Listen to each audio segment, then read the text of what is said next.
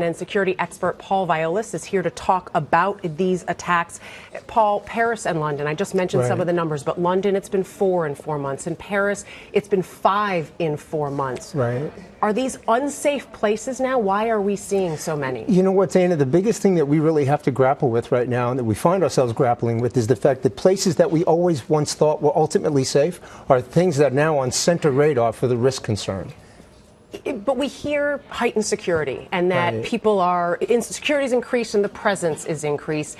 But do these attacks sort of lead to other attacks? Is that why we've seen 4 in 4 months in London and maybe 5 in 4 months in Paris? Yes, the most poignant question of all, and the answer is yes, unequivocally. Think of the business model that surrounds this type of criminal mind, the attention that that they receive from acts like this. When you look at, and we can draw a quick parallel from the shooter in Virginia to the individual that gets in a vehicle, uses it as a weapon of mass destruction, and goes intentionally after Muslims.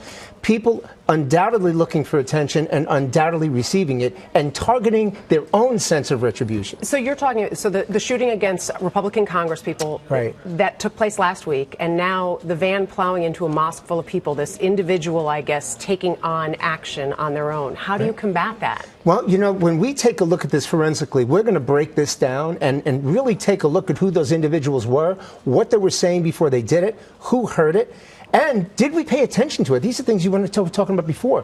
What becomes actionable now? What we hear and what we see. When do we actually put something in motion? But because we were talking before we went on air here just about this idea that there's so much vitriol out there. Social media, certainly we've seen a lot of it. And people have talked about trying to tone down the rhetoric. But this is different. You're saying it's not just the rhetoric. People are going to take action.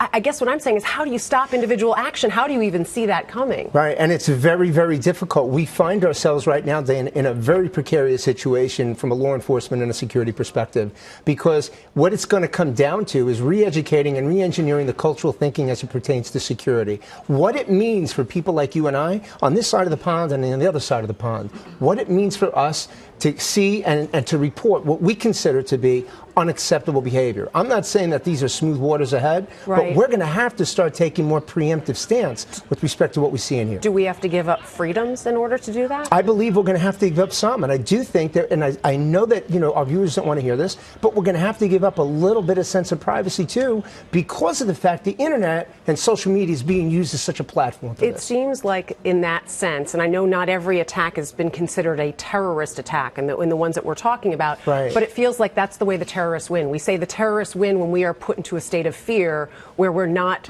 keeping our same liberties and freedoms. Right, but now the best part about this is what we do have on our side is the emergence of certain types of technology using artificial intelligence and teaching cameras how to think and learn. Things like that are going to help us going forward, where if we do identify an individual, that image can be placed and inside that particular camera, law enforcement authorities might be able to see that person preemptively instead of reactively. You're sort of stepping on this already, but so are there things that we have out there in technology that security can use right now to try to get to some of these individuals? Absolutely no question. And you are going to see, Dana, as we move forward, and not the years ahead, in the weeks and the months ahead, municipalities across the United States and municipalities across the pond are going to start embracing certain types of artificial intelligence that they can use to help identify people like this, because clearly, and you and I both know, we just simply don't have the bodies to monitor the amount of people that we need to watch.